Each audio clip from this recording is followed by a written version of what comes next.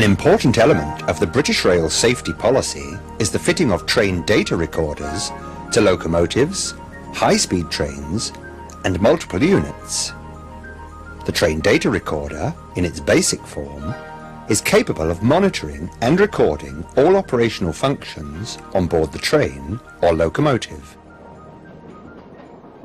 It has been recognised that the recording of such data can enable operating incidents to be investigated more effectively, the performance of both drivers and traction units to be monitored, and safety-related events to be identified and recorded for later investigation. The development of sophisticated solid-state electronic data recorders, interfacing with desktop computers and data transmission systems, has transformed the train data recorder into an important tool for railway operators. At British Rail we have already fitted several hundred vehicles, and such equipment is specified for all new builds. So far the application has been to our multiple unit fleets in Network South East, although high-speed trains are now being fitted as part of a pilot scheme for a national specification for data recorders and in conjunction with the implementation of automatic train protection. Let's begin by looking at some examples of train data recorded by the equipment. First we have the unit or locomotive number and the date and time of the recording. In the future, it is intended to enter the driver's identity and train running number into the system when the driver prepares or takes over the train. During the journey, analog inputs enable the train data recorder to record the train's speed, distance travelled, brake cylinder pressure, and where applicable, the brake pipe pressure. A wide range of digital inputs provide recorded data on the operation of equipment. For example, the selected position of the direction switch, traction power selected, the indication given by the AWS train equipment, as well as the driver's response to an AWS warning horn, the sounding of the vigilance warning device, and the operation of the driver's safety device, the position of the brake controller, the operation of the door release circuits, the operation of the door close circuits, the operation of the passenger communication alarm, and the selection of an emergency brake application. In addition, the status of other on-train equipment is recorded, including the brake continuity wire and wheel slide protection equipment activity, the traction interlock circuit, the door interlock circuit, and the isolation of any of the safety systems. As we've already seen, train data recorders also play an important role in the automatic train protection system being piloted on the Great Western Main and Chiltern lines. In this application, the equipment will record such additional data as the signal number and aspect exhibited, the gradient profile, distances to target and to next beacon, current and target speeds, and finally warning and intervention by ATP equipment. We can see that, when applied to ATP, the train data recorder receives a wide range of trackside signalling, speed and distance data transmitted by the beacons, as well as conventional data. Train data recorders in current use on British Rail today record into solid-state memory. The recording is triggered by train movement or changes in analog or digital signals. There are basically two groups of memory. The first is the running memory, which retains at least the last 8 hours worth of data. This area of memory may be further subdivided into long-term data and short-term data. The short-term data may only contain the preceding 30 minutes, but will provide more detail than the long-term data.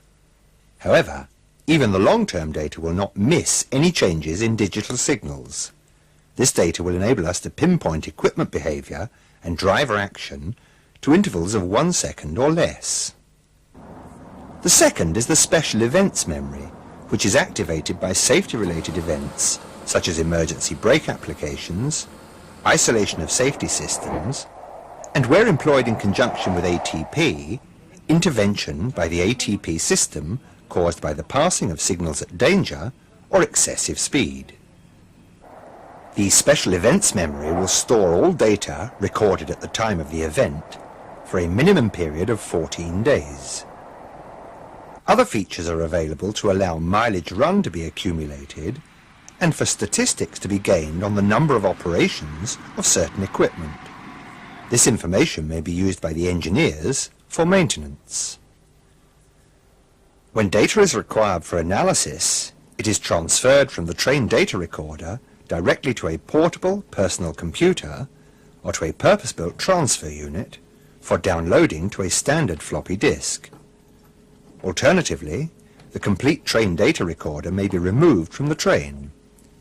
Future systems currently under evaluation extend the range of data transfer and include downloading to smart card or data cassette.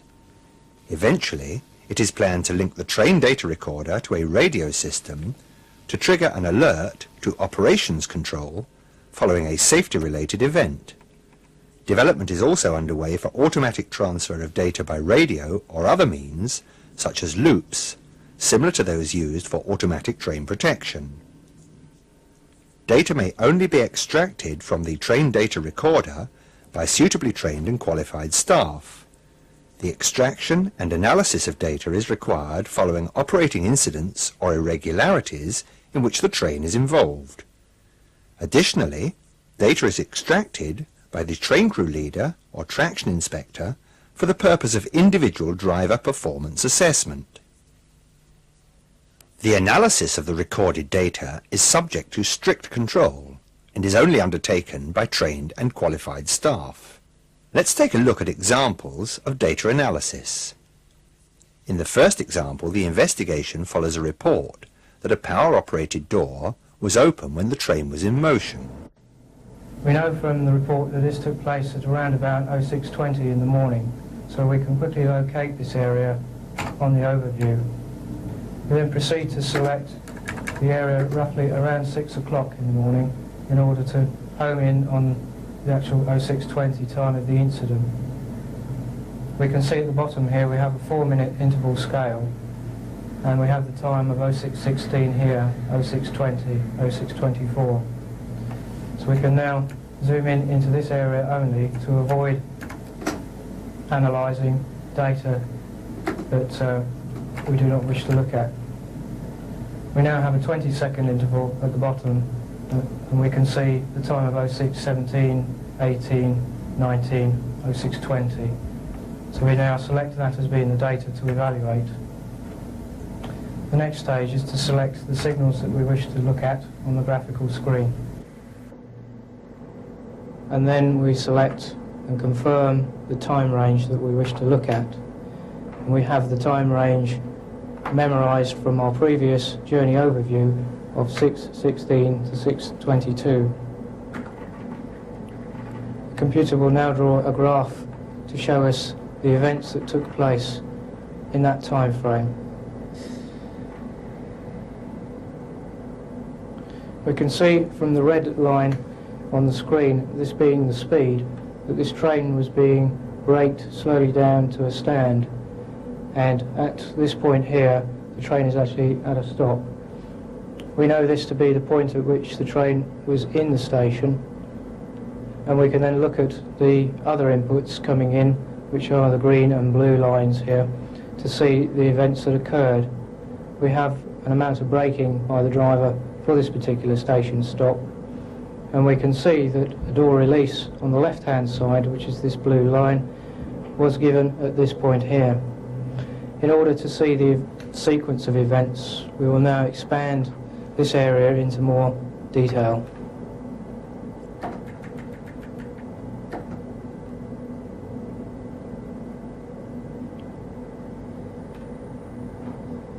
Having enlarged this particular area, we can actually see that the door release on the left-hand side was given by the train crew before the train had actually come to the stand, which was at this point here. And from the time scale of 4 seconds for each interval on the scale, we can see that this is approximately 10 seconds before the train came to a stand, the speed being somewhere below 10 miles per hour.